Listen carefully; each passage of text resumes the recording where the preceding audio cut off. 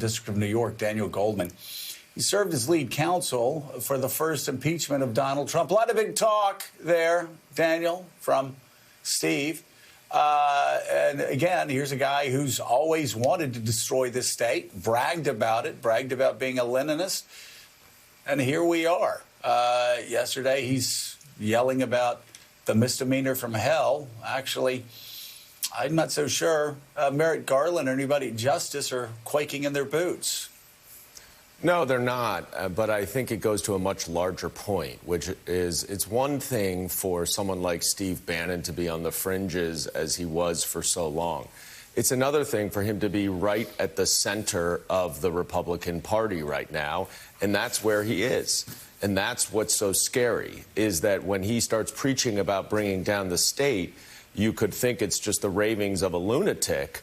But the reality is that he has an incredible following. He has a close relationship with the former president, and he feels like he's above the law, as do all of his followers and the former president.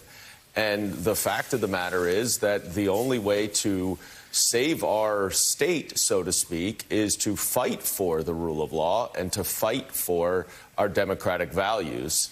And we need to eradicate people like Steve Bannon from prominence. Not eradicate them. They can be on the fringes, but they just should not be at the center of the political landscape. Now, when you say that, what do you mean? You mean just get them out of the mainstream of American politics? Well, I think Merrick Garland is doing exactly what we need in this country, which is to uphold the rule of law. And if Steve Bannon is just going to flout his nose at a congressional subpoena and say that it doesn't apply to me, then he needs to be charged and he needs to be put in jail so that he recognizes that he's not above the law, that the rule of law still controls this democratic country. And that is going to be both a message to him and to all of his followers. Yeah. You know, Jonathan Lemire, the grifting is breathtaking, just breathtaking. Yeah, Donald Trump, a lifelong grifter, surrounds himself with lifelong grifters. You have grifters grifting in and grifters grifting out. This guy has grifted in and out of the griftosphere of Donald Trump probably 4 or 5 times. So it's crazy that here we are. He's gotten a grifter's dream. He's in the middle of the fight again, and now he can play "It's Me," Vladimir Lenin, his hero. It's Lenin against the state that he has promised to destroy. Griftosphere. That's a good one. Let's remember that Bannon got a pardon from Trump in Trump's final days in office for a scam in which Bannon was defrauding Trump supporters about trying to raise money to build the wall with Mexico, which, of course, we all remember during the 2016 campaign. Mexico was supposed to pay for it. That, of course, did not happen. So instead, they turned to those wearing red hats. But Trump found it in his heart to spring Bannon and pardon him. But you're right. This is someone who has moved in and out of the president's orbit.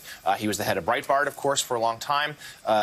Moved into the 2016 campaign in its final stages. He, along with Kellyanne Conway, were sort of driving forces in the final months of the president's, soon-to-be president's campaign, someone that Trump respected as an equal, at least for a little while, but was out of the White House pretty quick.